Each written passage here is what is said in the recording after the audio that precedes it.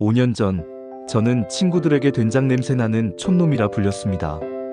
그리고 오늘, 저는 그들이 줄을 서서 사가는 명품장 브랜드, 시간을 담은 장독대의 대표 강민준입니다.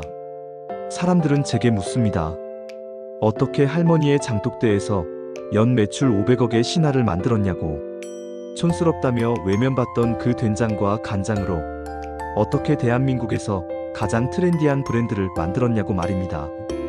이 이야기는 단순히 가난한 청년이 부자가 된 이야기가 아닙니다.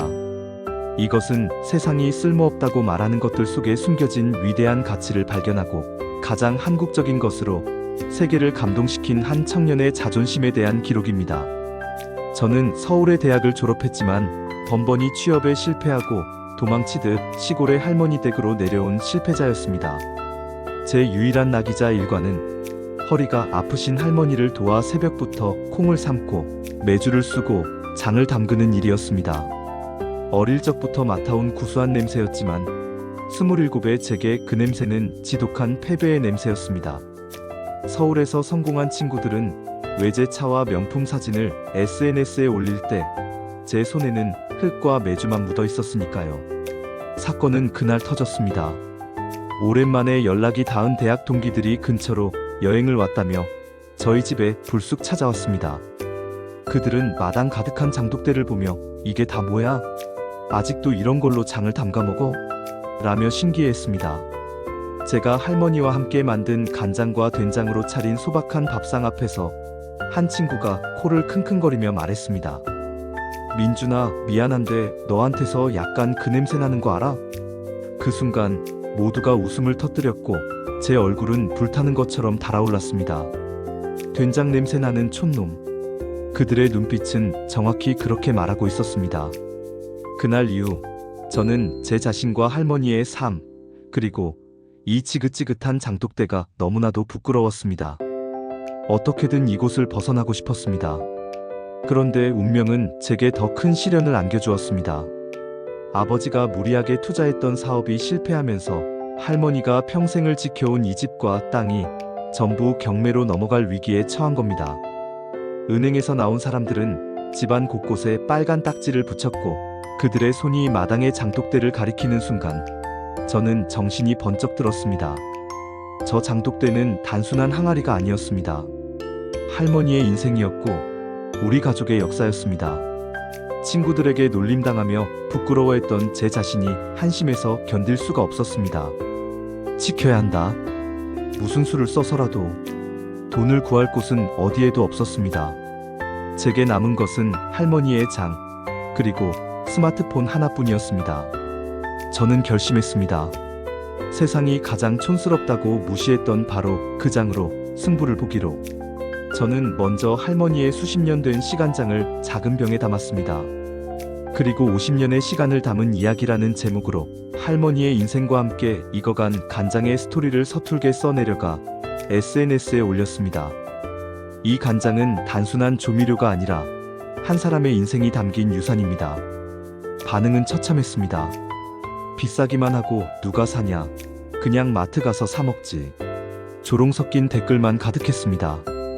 포기하고 싶었지만 장독대에 붙어있던 빨간 딱지를 떠올리며 이를 악물었습니다. 저는 전략을 바꿨습니다. 맛이 아닌 경험을 팔기로 한 겁니다. 저는 나만의 장 담그기 키트를 만들었습니다. 할머니가 만든 메주, 천일염, 그리고 시간장 한 방울을 예쁜 상자에 담아 도시의 아파트에서도 쉽게 장을 담글 수 있는 방법을 영상으로 찍어 공유했습니다. 결과는 폭발적이었습니다. 코로나 시대를 거치며 집에서 하는 특별한 경험에 목말랐던 사람들은 열광했습니다. 할머니의 레시피는 곧 힙한 레시피가 되었고 제 키트는 한 달 만에 수천 개가 팔려나갔습니다. 저는 그 돈으로 시간을 담은 장독대라는 작은 브랜드를 론칭했습니다. 투박한 단지를 대신할 세련된 유리병을 디자인했고 모든 제품에 그것이 만들어진 연도와 이야기를 담은 QR코드를 새겼습니다. 할머니의 장은 더 이상 촌스러운 음식이 아닌 시간을 소유하는 명품이 되었습니다. 입소문은 미슐랭 스타 셰프의 귀에까지 들어갔습니다. 그는 저희의 시간장을 맛본 뒤 이것은 요리의 차원을 바꾸는 맛이라며 극찬했고 그의 레스토랑과 독점 계약을 맺게 되었습니다. 언론은 시골 청년 할머니의 된장으로 수백억 대박이라며 제 이야기를 대서특필했습니다. 2년 만에 저는 집을 지키는 것을 넘어 국내 최대 규모의 스마트 장류 공장을 세웠습니다. 할머니의 방식은 그대로 지키되 위생과 생산은 최첨단 기술로 관리하는 시스템이었죠.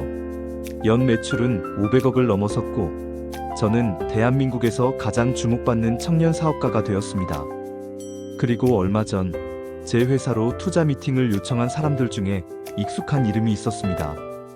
5년 전 제게 된장 냄새가 난다며 비웃었던 바로 그 친구였습니다. 최고급 수트를 차려입고 나타난 그는 제 앞에서 90도로 허리를 숙이며 말했습니다. 민준아, 아니 강 대표님, 정말 대단하십니다. 저희 회사도 대표님 사업에 꼭 참여하고 싶습니다. 저는 웃으며 제 책상 위에 놓인 작은 종지를 그에게 내밀었습니다. 그 안에는 짙고 검은 액체가 담겨 있었습니다.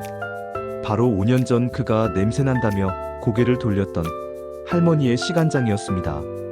저는 말했습니다. 이것이 제 성공의 비밀입니다. 당신들이 버리고 외면했던 시간 속에 모든 답이 있었습니다.